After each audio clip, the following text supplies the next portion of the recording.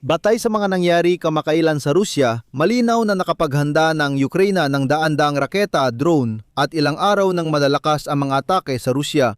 Mayong araw, inihayag ng otoridad ng Sochi, Rusya, na ang lungsod ay nasa ilalim ng atake na may hindi pa nararanasang tagal na tuloy-tuloy na nangyayari buong araw.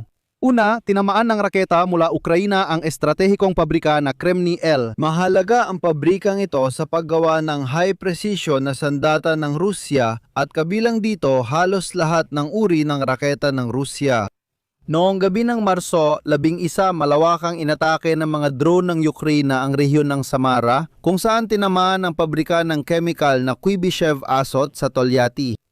Nagsimulang gumawa ng desperadong hakbang ang mga Ruso sa ganitong sitwasyon o magreklamo na pati ang mga pasilidad ng Turkstream at Blue Gas pipelines ay nasa ilalim ng atake para lang subukang manawagan sa Turkey na pigilan ang Ukraine sa kanilang mga pag-atake. Pero ang mas nakakagulat, hindi pa ito ang pinakakapansin-pansin. Opisyal na inanunsyo ng Russian Ministry of Defense noong ika-9 ng Marso na sa loob ng isang araw, 754 na drone ang napabagsak ng mga sundalong Ruso na inilunsad mula sa teritoryo ng Ukraine. Даже это количество является Record na dami ng mga drone na sabay-sabay umatake sa teritoryo ng Rusya.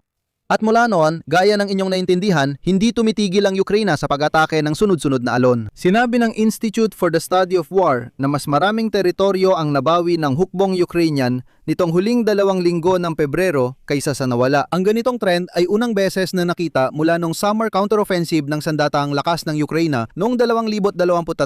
At ito ay maraming ibig sabihin. Ang pangalan ko ay Oleg, Alexei Pechi. Tara't sabay nating talakayin ang paksang ito. Pero bago natin simulan ang episode na ito, hinihiling ko sa inyo na mag-subscribe sa channel, mag-like, mag-iwan ng kahit anong komento, at siguraduhin mag-subscribe din sa aking Telegram channel na Pechi News. Makikita ang link sa description ng video. Dito namin agad inilalatala ang mga bagong balita.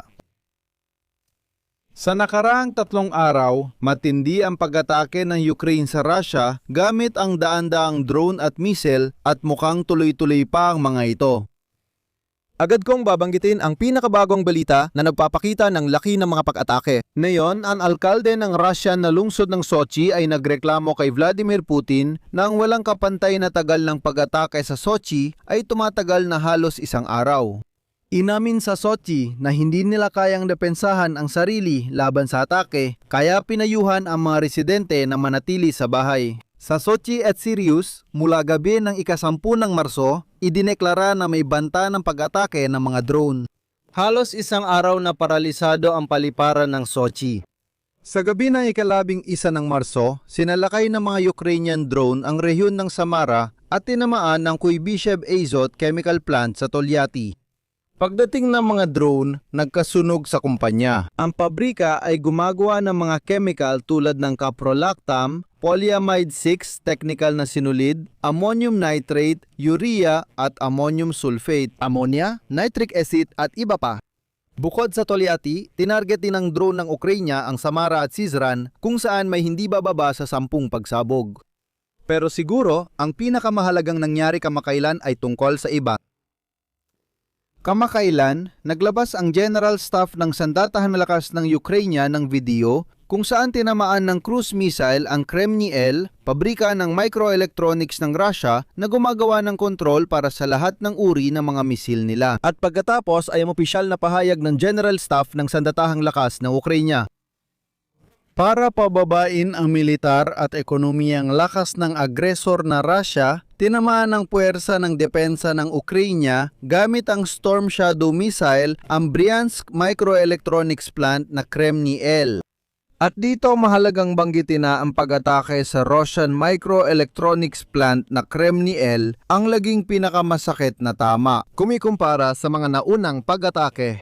Dahil sa pabrika, hindi lang isa kundi ilang raketa ang tumama. Bukod dito, malinaw na hindi gumagana ang depensang panghimpapawid at panlaban sa mga raketa sa rehiyong ito. Dito, ang usapin ay hindi lang tungkol sa mga raketa, kundi pati sa drone na nagvideo sa mismong pag-atake. Ibig sabihin, ang parehong drone na yon ang nagdabay sa mga raketa at malayang lumilipad sa ibabaw ng lungsod.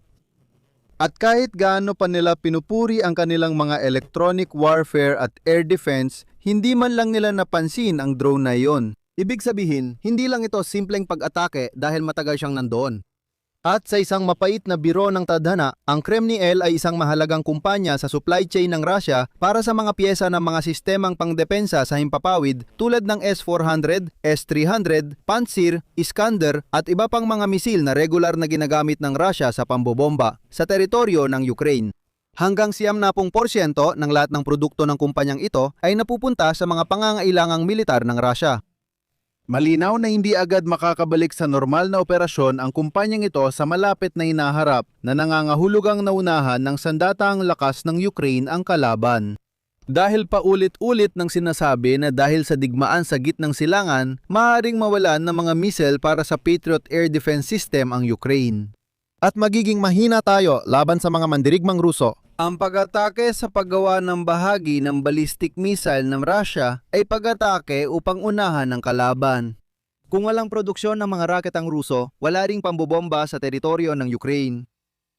Ipapaliwanag ko lang saglit. Ang Kremlin ay dalubhasa sa paggawa ng discrete semiconductors at integrated microchips na nagsisilbing utak at nervous system ng modernong armas tulad ng Iskander missile. At huwag kalimutan, tinamaan ng missile ang hindi lang ang pabrika, kundi pati na rin ang mga manggagawa, ibig sabihin pati ang utak ng produksyong ito.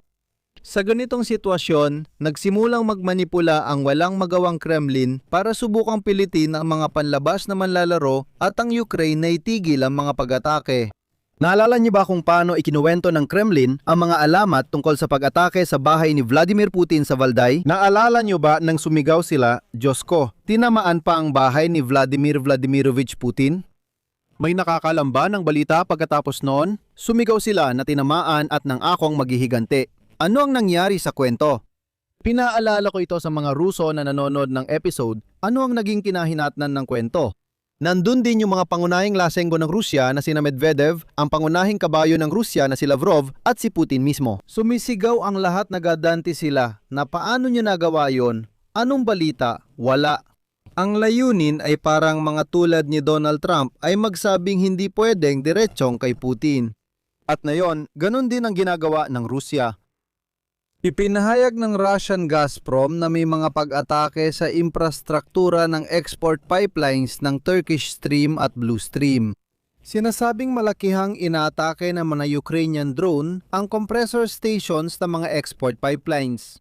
Kaya naman, parang kailangan talagang may gawin. Naalala niyo ba, sinabi pa ni Putin isang buwan na ang nakalipas na di umano'y naghahanda ang Ukraine na wasakin ito. Wasakin ng Turk Stream at Blue Stream na may balak silang gumawa ng isang uri ng sabotahe para tumigil ang Turkey sa pagtanggap ng gas. Kaya inaasahan ng Kremlin na tatawagan ng Istanbul ang Kyiv at hihilinging itigil ang pag-atake sa Russia.